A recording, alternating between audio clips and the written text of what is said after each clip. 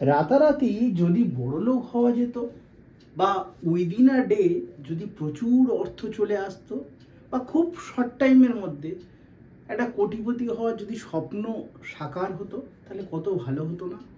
এই চিন্তা কি তোমাদের কারোর মাথায় ঘুরপাক খাচ্ছে এই মুহূর্তে রাতারাতি বড়লোক হওয়ার? তাহলে বলবো থামো, দাঁড়িয়ে যাও। এই ভিডিওটা তুমি শেষ পর্যন্ত দেখো, বা যদি কোনো গার্জিয়ান দেখে থাকেন তাহলে অবশ্যই পুরো ভিডিওটা দেখুন। আপনার মাথার মধ্যে যে ব্রেন স্টর্মিং হচ্ছে আমি রাতারাতি বলার পরেই, সেই ব্রেন স্টর্মিংয়ের কিন্তু আলটিমেট রেজাল্ট আপনি পাবেন এই ভিডিওর শেষে। তো বলবো দেখো, রাতারাতি বড়লোক হওয়ার নেশা যুব সমাজ ধ্বংসের দিকে, আমি কিন্তু এখানে জিজ্ঞাসার চিহ্ন মেরে রেখেছি, দিকে পুরোটাই বলিনি। তো কিভাবে যুব সমাজ ধ্বংসের দিকে যাচ্ছে বা রাতারাতি কিভাবে বড়লোক হওয়ার উপায় আছে সেগুলো আগে দেখে নাও। 1 নম্বর লটারি, 2 নম্বর শেয়ার ট্রেডিং, 3 নম্বর ফ্যান্টাসি লিগ, 4 নম্বর অনলাইন গেম এবং 5 নম্বর মেকিং শর্ট ভিডিওস। প্রতিটা জিনিস, এই প্রতিটা 5টা জিনিস কিন্তু all are legal in India. ভারতবর্ষে প্রত্যেকটা জিনিস কিন্তু লিগাল, আইন স্বীকৃত। সুতরাং এখানে ভয়ের কোনো জায়গা নেই। রাতারাতি বড়লোক হওয়ার জন্য 5টা পন্থা কিন্তু লিগালাইজড। কিন্তু শেষে একটা আমি টার্ম ইউজ করেছি, দেখো, সর্বনাশ। তো ভিডিও শেষে সর্বনাশ কথাটা কেন বললাম সেটা পুরোপুরি মিলিয়ে নেবে। এখন এই যে 5টা সিস্টেম যার মাধ্যমে বড়লোক হওয়ার ওয়ে আছে বা উপায় আছে, সেটা আমরা ডিটেলস আলোচনা করব। ডিটেলস মানে কি, আমি উদাহরণ দিয়ে বোঝাবো এবং বাস্তবে কি ঘটছে সেটাই কিন্তু তোমাদের সামনে বা আপনাদের সামনে কিন্তু তুলে ধরবো। সুতরাং মন দিয়ে ভিডিওটা দেখো, আশা করি তোমাদের ভিডিওটা খুব ভালো লাগবে। আর তোমরা তো সবাই দেখছো চারিপাশে, তো সেই জিনিসটাই আমি জাস্ট এই বোর্ডে, ছোট্ট বোর্ডে রিফ্লেকশন আনার চেষ্টা করছি। তো দেখো কেমন লাগে। তো চলো প্রথম পয়েন্ট শুরু করা যাক, লটারি। দেখো, চারিদিকে চারিদিকে তুমি যেদিকে তাকাবে, সে শহর হোক, গ্রাম হোক, মফস্বল হোক, যেখানেই তুমি তাকাবে সব জায়গায় দেখবে ছোট্ট ছোট্ট টেবিল চেয়ার নিয়ে বসে থাকা কিছু লটারি বিক্রেতা। তো এই জিনিসটা সমাজের কতটা ক্ষতি করছে একটু ছোট্ট পয়েন্টের মাধ্যমে আমরা বুঝে নেব। দেখো, 3টে পয়েন্ট লিখেছি। 1 পঙ্গু, 2 গরিব থেকে আরো হতদরিদ্র এবং 3 সংসারে চরম অশান্তি। 3টে পয়েন্ট আমি এলবার্ট করে দিচ্ছি। দেখো, প্রথমে 2 নম্বরটায় আসি। 2 নম্বরটায় কি আছে, গরিব থেকে আরো হতদরিদ্র। দেখো, লটারি কাটার প্রবণতা কিন্তু গরিব মানুষ বা মধ্যবিত্ত মানুষের বেশি, কারণ বড় লোকরা এই জিনিসে খুব একটা বিশ্বাস করে না বা তারা ভাগ্যকে বিশ্বাস করে না বলেই ওই জায়গায় হাত বাড়ায় না। হাত বাড়াচ্ছে কারা?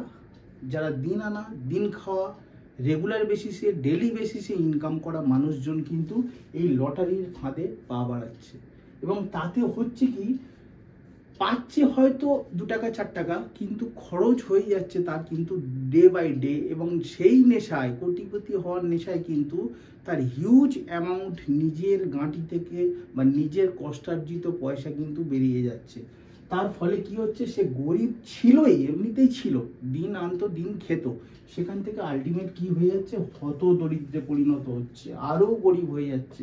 এবারে অনাহারে ভুগবে, তারপরে অসুস্থতা আসবে তার, এবং শেষে কি হবে, দেনায় জর্জরিত হয়ে যাবে। এটাই না ফ্যাক্ট? তো দেখো, এই জিনিসগুলো যখন অটোমেটিক হবে তার মধ্যে, তার কিন্তু সংসারে একটা চরম অশান্তি আসবেই আসবে। বাচ্চা, স্ত্রী, এদেরকে লালন পালনের ক্ষেত্রে তার কিন্তু বিঘ্নিত হবেই, কারণ অর্থটাই তো সব। তো অর্থের যেখানে চাহিদা কম হয়ে যাবে, সেখানে অশান্তি অনিবার্য। এবারে প্রথম যে পয়েন্টটা লিখেছিলাম, পঙ্গু। পঙ্গু তাকে করে দিচ্ছে না যে লটারি কাটছে, কাকে করছে? দেখবে খেয়াল করে যে আগে পাড়ার মোড়ে বা শহরতলির মধ্যে একটা বা দুটো এরকম লটারির শপ বা লটারির দোকান কিন্তু চোখে পড়তো। ইদানিং দেখবে চারিদিকে কান খোলা রাখলে বা চোখ খোলা রাখলে দেখতেই পাবে পাড়ার মোড়ে মোড়ে কিন্তু লটারির দোকান। এইবারে বলো তো, এই লটারির দোকানে বসে যে সমস্ত বিক্রেতা লটারি বিক্রি করেন, তারা কি আগে কোনো কাজের সঙ্গে যুক্ত ছিল না? এক সময় তো ছিল।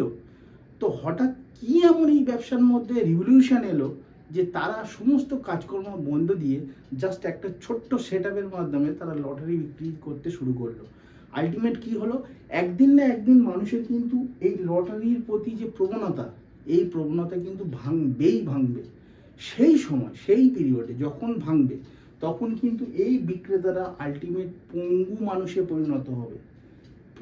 এরা কিন্তু কর্মহীন এমনিতেই হয়ে যাচ্ছে দিনের পর দিন। কেন?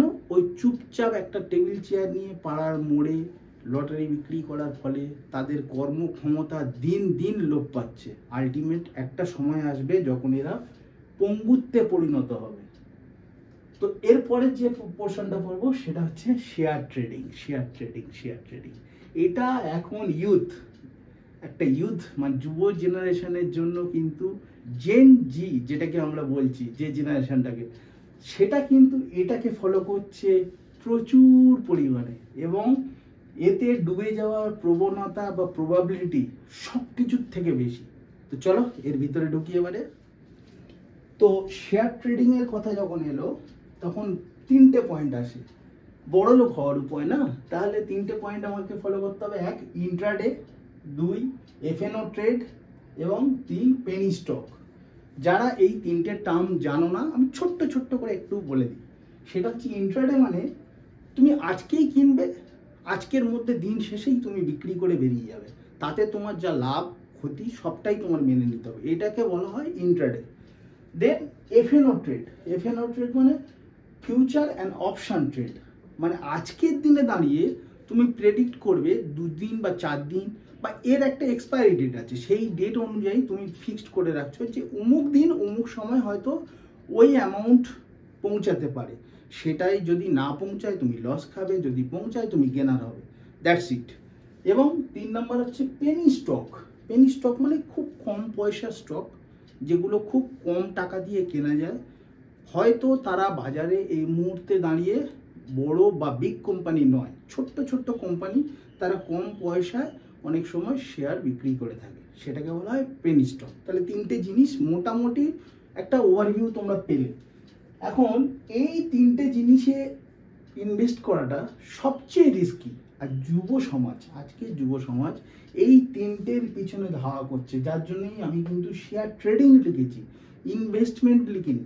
ইনভেস্টমেন্ট আলাদা জিনিস আর ট্রেডিং আলাদা জিনিস। ট্রেডিং মানে তুমি কেনা বেচা করছো, আর ইনভেস্টমেন্ট মানে জাস্ট তুমি কিনে রেখে দিচ্ছ, সেখানে বেচার গল্প পরে আসবে, যখন তুমি প্রফিটে যাবে তখনই বেচবে, আদারওয়াইজ না। এটা হচ্ছে দুটোর পার্থক্য, ট্রেডিং আর ইনভেস্টমেন্টের পার্থক্য। এখন এই যে জিনিসটা অনেকেই প্রফিট করেছে। কোন সময় প্রফিট করেছে? 2019 সালের শেষের দিকে, যখন করোনা ইন্ডিয়াতে আসছে এরকম একটা ভাব, সেই সময় ইন্ডিয়াতে 4 কোটি অ্যাপ্রক্স 4 কোটি ডিম্যাট অ্যাকাউন্ট ছিল। ডিম্যাট অ্যাকাউন্ট কি আবার যদি বলে দিতে হয়, ডিম্যাট তোমরা জানো যে অ্যাকাউন্টের মাধ্যমে শেয়ার কেনা বেচা হয়, সেটাকেই ডিম্যাট অ্যাকাউন্ট বলে। তো ভারতবর্ষে 2019 সালে অ্যাপ্রক্স 4 কোটি ডিম্যাট অ্যাকাউন্ট ছিল। 2025 সালে এসে দেখা গেল ভারতবর্ষে ডিম্যাট অ্যাকাউন্টের সংখ্যা 20 কোটি হয়ে গেল, অলমোস্ট 20 কোটি। মানে তুমি ভাবো, বা আপনারা ভাবুন, যে ভারতবর্ষে এত দিন যাবত তো শেয়ার ট্রেডিং চলছিল, তাহলে কি এমন ঘটে গেল ইন্ডিয়াতে যে সংখ্যাটা এক লাফে এই 4 কোটি থেকে 20 কোটি চলে গেল? তার মানে ধরে নিতে হবে, যেখানে অনভিজ্ঞ, কোনো রকম পড়াশোনা ছাড়া, মানে পড়াশোনা মিনস আমি এই শেয়ার মার্কেটের ওপরে পড়াশোনা বা রিসার্চ সঠিক ছাড়া, কিছু নব্য বলতে পারো যুব সমাজ এই নেশায় জড়িয়ে গিয়েছে। এবং যার ফলে এই করোনা পিরিয়ড থেকে যখন ঠিক মার্কেটটা রিকভারি হলো কবে? 2021 সালের লাস্টের দিকে এসে মার্কেট আস্তে আস্তে রিকভার শুরু হয়। সেই সময় অনেকেই ইনভেস্ট করে কিন্তু প্রচুর টাকা ইনকাম করেছে, প্রচুর। আর সেই প্রচুর টাকার নেশাটা আস্তে আস্তে স্প্রেড করে গেল সমাজের প্রত্যেকটা জায়গায়। মানে এটা মানুষকে বোঝানো হলো যে তুমি এখানে ইনভেস্ট করো বা ট্রেড করো, তুমি কিন্তু প্রফিট বা গেনার হবেই। এই যে মানুষের মধ্যে ঢুকিয়ে দেওয়া একটা মিথ, এই মিথটা থেকে কিন্তু যুব সমাজ আর বেরোতে পারলো না। এখানে যে প্রফিট লস দুটোই হয়, সেই জিনিসটা রিয়েলাইজ করতে করতে অনেকটা সময় পার হয়ে যায়, এবং দেখা যায় লসের খাতা এত পরিমাণ হয়ে যায় যে ঘরের টাকা শেষ, ধারের টাকাও শেষ হয়ে যায়। বললে বিশ্বাস করবে না, অনেকে ধার করেও এখন শেয়ার ট্রেড করে। নিজের পয়সা নেই, প্লেজ হেড এসব তো বাদ দাও, ডাইরেক্ট ক্যাশ কালেকশন করে অন্যের কাছ থেকে তারপর ট্রেডিংয়ে নামে। দিন শেষে লস বুক করে সেই লসের টাকাও কিন্তু শোধ করে। অনেক ঘটনা ঘটেছে ভারতবর্ষে এই কবছরে, প্রচুর সুসাইড কেস ঘটেছে এই শেয়ার ট্রেডিংয়ের ফলে। কয়েক কোটি টাকা রাতারাতি নষ্ট করে ফেলেছে, জলে দিয়ে ফেলেছে, এরকম ঘটনা মানে ভর্তি। আর আমি নিজে এটা সাক্ষী। তার কারণ আমার কাছে অনেকে তাদের পোর্টফোলিও পাঠিয়েছিল। পোর্টফোলিও মিনস তোমার ওভারঅল ট্রেড, মানে তুমি যতগুলো শেয়ার কিনেছো তার একটা হিস্ট্রি, ব্রিফ হিস্ট্রি। সেই ব্রিফ হিস্ট্রিতে অলমোস্ট অনেক অফিসার র্যাঙ্কে চাকরি করা মানুষেরও কিন্তু এই মুহূর্তে দাঁড়িয়ে রেড হয়ে যাচ্ছে পোর্টফোলিও। তার কারণ কি, তাঁরা সঠিক রিসার্চ করেননি, শর্ট টাইমের মধ্যে বড় লোক হওয়ার নেশা তাদের মধ্যেও গ্রাস করেছিল, এবং যার জন্য তারা ভুল পেনি স্টক, যে সমস্ত স্টক পেনি স্টক খুব রিস্কি হয়, কোনোদিনও হয়তো ওই কোম্পানি আর ওপেন হবে না বাজারে, তো সেরম জায়গায় ইনভেস্টমেন্ট করে অনেক লক্ষাধিক টাকাও কিন্তু অনেকে ঢুকে গিয়েছে এই শেয়ার ট্রেডিংয়ের নেশায়। তো বলবো, পড়ো, জানো, শেখো, তারপরে এই সমস্ত নেশায় আসক্ত হও। অন্যের কথা শুনে, অন্যের কথায় বিশ্বাস করে কিন্তু এই জায়গায় কোনো মতে এসো না, বা আসার দরকারও নেই। তো চলো পরেরগুলো দেখে নেওয়া যাক। তো থার্ড যেটা আছে বড়লোক হওয়ার নেশায়, সেটা হচ্ছে ফ্যান্টাসি লিগ। ফ্যান্টাসি লিগ কি একটু বলে নিই। সেটা হচ্ছে, দেখবে রিসেন্টলি যখন কোনো খেলাধুলা হয়, সে ক্রিকেট হোক, ফুটবল হোক, যাবতীয় খেলাধুলা, সেগুলো যখন হচ্ছে, পাশাপাশি অনলাইন প্ল্যাটফর্মে সেই খেলাগুলোর জন্য বাজি ধরার প্রতিযোগিতা চলছে। কেমন বাজি ধরা? 1 কোটি, 2 কোটি, 5 কোটি, যে জিতবে বা যে ফার্স্ট হবে তার এই পরিমাণ অ্যামাউন্ট পুরস্কৃত করা হবে।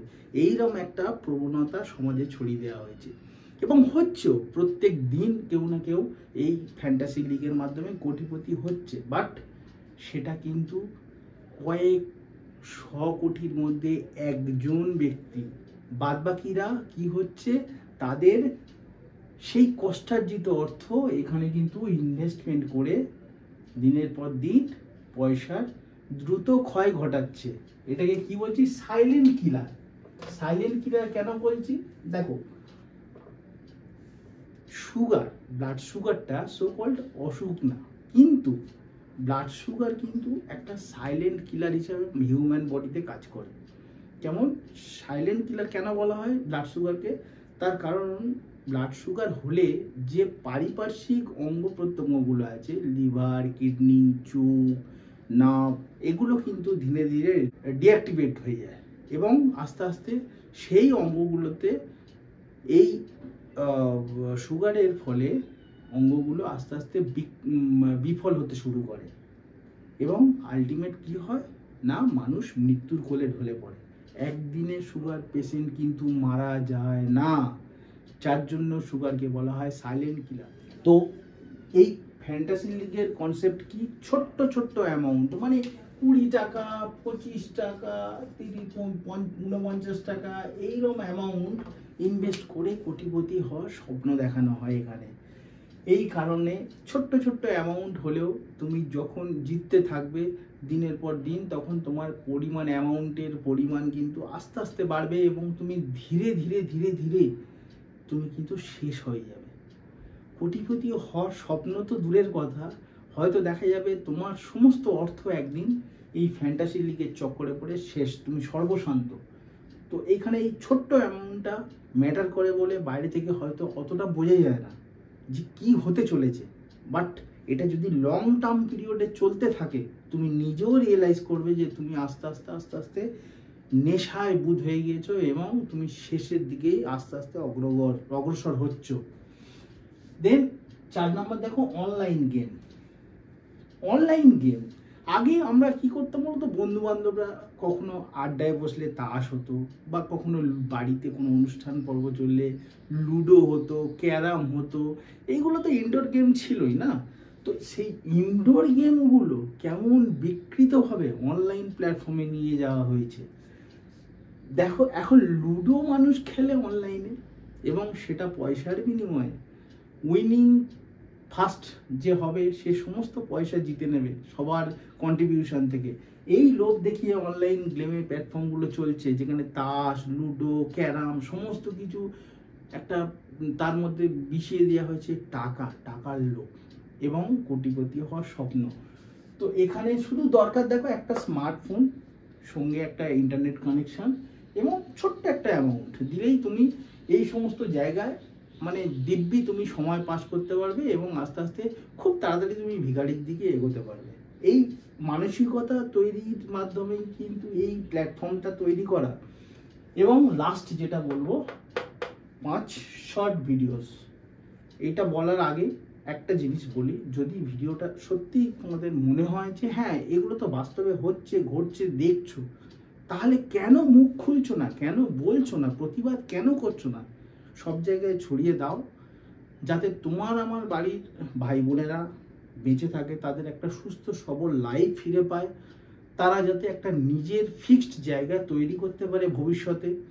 এই প্রহেলিকার পিছনে না দৌড়ে, কোটিপতি হওয়ার স্বপ্নে না বিভোর থেকে, বাস্তবের মাটিতে দাঁড়িয়ে তারা যাতে নিজের স্বপ্ন পূরণ করতে পারে, সমস্ত শখ আহ্লাদ পূরণ করতে পারে। সেই কারণে বলবো, প্লিজ এই ভিডিওটা সমাজের সর্বস্তরের মানুষের কাছে একটু শেয়ার করে দিও। শেয়ারে কোনো কষ্ট হয় না, কিন্তু তোমার একটা শেয়ার তুমি জানো না সমাজে কত উপকার ডেকে আনতে পারে। তো লাস্ট যেটা বলবো, শর্ট ভিডিওস, যেটা বলার আগে অনেক সিনিয়র যদি দেখে থাকেন আমি ক্ষমা প্রার্থী, কারণ আমি কিছু কথা এখানে বলবোই যেটা হয়তো শুনতে অনেকেরই খারাপ লাগতে পারে। তো শর্ট ভিডিও খুললেই আজকাল সে ফেসবুক বলি, হোয়াটসঅ্যাপ বলি বা ইউটিউব বলি, যে কোনো প্ল্যাটফর্মে খুললে একটা বাজে জিনিস চোখে পড়ছে।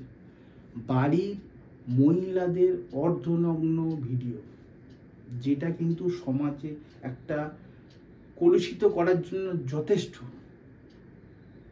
অর্ধনগ্ন অবস্থায় বাড়ির মহিলারা তারা বিভিন্ন রকম অঙ্গভঙ্গির মাধ্যমে সিডিউসড করছে বা প্রলোভন দেখাচ্ছে, এবং সেক্সুয়ালি একটা মানে ইঙ্গিত দেওয়ার চেষ্টা করছে। এটা কিন্তু সমাজে খুব কুরুচিকর জিনিস, যেটা হয়তো এই জেনারেশন, যেটাকে জেন জি বলছি, তারা এটাকে এন্টারটেনমেন্ট পারপাসে নিচ্ছে হয়তো ঠিকই, কিন্তু এই বিকৃত মানসিকতার যদি দিন দিন বাড়তে থাকে, তাহলে কিন্তু এই সিচুয়েশান আরও খারাপ থেকে খারাপ হতে চলেছে এবং ভবিষ্যতেও হবে। এবং এই ভিডিওগুলোর পিছনেও কিন্তু বাড়ির মদত আছে। এটা যদি কেউ অস্বীকার করে তাহলে কিছু বলার নেই। মদত ছাড়া কোনোদিন এই জিনিস সম্ভব না। একজন আরেকজনকে সাপোর্ট করলে এই জিনিস সম্ভব হয় না। এখানে যেটা হচ্ছে সেটা বলি, আজকের তুমি শুরু করলে তোমার অগ্ননগ্ন একটা ভিডিও দিয়ে, তুমি প্রচুর ফেমাস হয়ে গেলে, জনমানসে তোমার একটা আলোড়ন পড়ে গেল, তুমি রাতারাতি লক্ষ লক্ষ টাকা ইনকাম করলে, বাট এমন একটা দিন আসবে যেদিন তোমার ওই অর্ধনগ্ন শরীর আর হয়তো কেউ দেখতে চাইবে না। তো আজকের ইনকাম দিয়ে ভবিষ্যতের পরিকল্পনা করতে যেও না, প্লিজ স্টপ হেয়ার। অবশ্যই করেও যে যদি কোনো রকম শিক্ষণীয় বিষয় হয় সেইরকম টাইপের ভিডিও করার চেষ্টা করো। যারা দেখছো তারা তোমাদের আশেপাশে এরকম ঘটনা দেখলে অবশ্যই প্রতিবাদে সরব হও, এবং ভবিষ্যৎ জেনারেশনকে সুরক্ষিত করার জন্য ইমিডিয়েট বেসিসে এটা স্টপ হওয়া দরকার। তো দ্যাটস ইট। লক্ষ লক্ষ টাকা ইনকাম এখানেও হয়, কিন্তু ভবিষ্যতে যে হবে তার গ্যারান্টি কে দিতে পারে? তো বলবো, পরিশ্রম সাফল্যের মূল মন্ত্র। পরিশ্রম ব্যতি রেখে কোনোভাবেই ইনকাম সম্ভব না। কোটিপতি হওয়া তো দূরের কথা, লাখপতি হওয়া সম্ভব না যদি পরিশ্রম না করো। যথেষ্ট পরিশ্রম করতে হবে, তোমাকে ডেলিভারিলি কোনো কিছুর প্রতি একটা কাজ করে যেতে হবে, তবেই তুমি সফল হবে। এটাই আলটিমেট ভিডিওর মূল মন্ত্র। তা নইলে তুমি কিন্তু শেষ, তোমার ভবিষ্যৎ শেষ, তোমার জেনারেশন শেষ। তো দ্যাটস ইট, টাটা। সবাই খুব ভালো থাকবেন। শরীরের যত্ন সবার জন্য প্রয়োজন। That's it, tata.